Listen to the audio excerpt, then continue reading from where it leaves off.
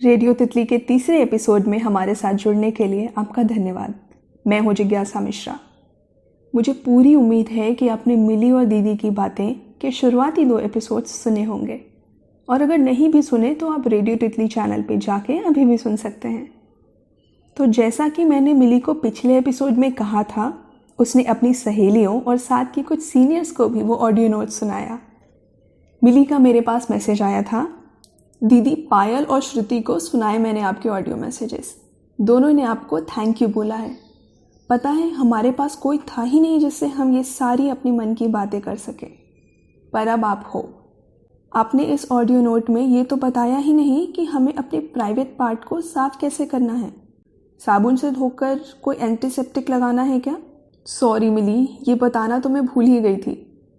तो private parts को धोने के लिए पानी के अलावा किसी भी और चीज़ की ज़रूरत बिल्कुल नहीं होती।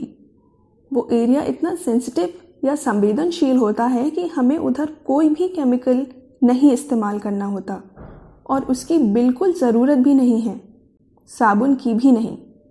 हाँ, बस हर बार टॉयलेट इस्तेमाल करने के बाद पानी से धोना चाहिए, और दिन में कम से कम एक बार अपनी पैंटी या अंडरवेयर को बदल लेना चाहिए। और हम पानी से धोने के लिए जिस भी चीज़ का इस्तेमाल कर रहे हों, चाहे वो मग हो या जेट स्प्रे हो, उसका बहाव हमेशा आगे से पीछे की तरफ ही होना चाहिए।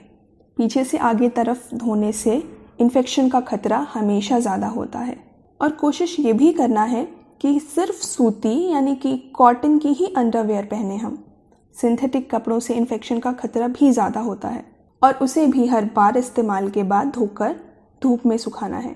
पता है मिली, सूरज की किरणों में बहुत अच्छा डिसइंफेक्टेंट पावर होता है, यानी कि इन्फेक्शन ख़त्म करने की शक्ति होती है।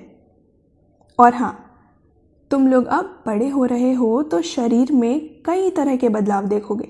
पीरियड्स के साथ साथ जांघों के बीच प्राइवेट एरिया में बाल भी आएंगे।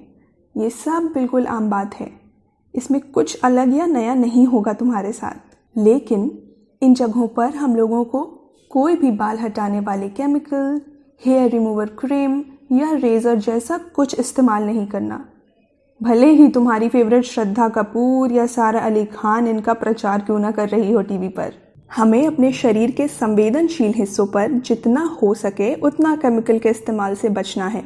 अच्छा याद है मैंने जो पीरियड के दर्द में दवा लेने की बात कही थी, वो भी तभी लेना है जब दर्द ज़्यादा हो और लगे कि अब सहा नहीं जाएगा। हमेशा कोशिश करना कि जब पीरियड्स होने वाले हों तो गर्म पानी की थैली अपने पास रखना। इसको पेट पर या जहाँ पे भी दर्द हो वहाँ रखने से बहुत राहत मिलती है। तो मिली का अगला सवाल था जो कि नेहा ने उससे पूछा है, हम मेकअप लगा सकते हैं ना? ट्यूशन वाली रेशमा तो खूब सारा लगा के आती है, लेकिन हमको मम्मी डांट देती हैं जब भी हम उन्हें कॉस्मेटिक खरीदने के लिए बोलते हैं। नेहा, मुझे लगता है इसका काफ़ी जवाब मैंने तुम्हें पिछले सवाल में ही दे दिया। हमारे चेहरे की त्वचा भी यानी कि फेस की स्किन भी काफ़ी सेंसिटिव या संवेदनशील होती है, शरीर के बाकी अंगों के त्वचा से ज़्यादा मुलायम। तो यहाँ भी ज़्यादा कॉस्मेटिक लगाना मतलब केमिकल लगाना हुआ ना। नेहा, हम ठंड में चेहरे, हाथ पैर और होठों को मॉइस्चराइज करने के लिए क्रीम या लोशन या फिर लिप बाम का इस्तेमाल तो कर ही सकते हैं, और वो ज़रूरी भी है। लेकिन मेकअप हम लोग थोड़ा बड़े होने पे, जब हमारी स्किन इतनी संवेदनशील ना हो, तब लगा सकते हैं। समझी नेहा? तो ट्यूशन वाली रेशमा को भी समझा देना। मिली के साथ पढ़ने वाली उसकी एक दोस्त श्रुति का सवाल है कि हमारे ब्रेस्ट बड़े हो रहे हैं तो क्या हमें भी अब ब्रा पहनना पड़ेगा मम्मी के जैसे? श्रुति ने जो ब्रेस्ट की बात की है उसको हम स्तन या छाती या फिर सीना भी कहते हैं। तो श्रुति, यही उम्र है छाती या ब्रेस्ट के बढ़ने की। लड़कियों के ब्रेस्ट लड़कों से काफ़ी अलग होते हैं, और ऐसा इसलिए क्योंकि लड़कियों या औरतों के ब्रेस्ट फैटी टिश्यू से बने होते हैं।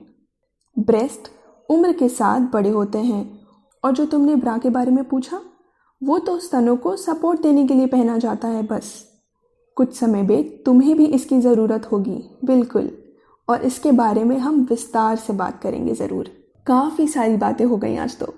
मुझे लगता है तुम लोगों ने कुछ सवालों का जवाब तो पा लिया होगा, लेकिन अगर अभी भी कुछ चीज़ें समझ में नहीं आई या इन जवाबों से कुछ और सवाल मन में आ रहे हैं या भी कोई भी बात समझ नहीं आई तो पता है ना क्या करना है। हाँ जी, अपने स्क्रीन पे लिखे नंबर पे आप मुझे व्हाट्सएप कर सकते हो। सिर्फ मिली ही नहीं, ये ऑडियो नोट जो भी सुन रहा है, जहाँ से भी सुन रहा है, वो इस नंबर पे अपनी बात मुझ तक पहुँचा सकता है। कोई सुझाव दे सकते हैं या अपने सवाल पूछ सकते हैं और अगले हफ्ते हम फिर उस पे बात करेंगे। तब तक अपना ख्याल रखिएगा। धन्यवाद।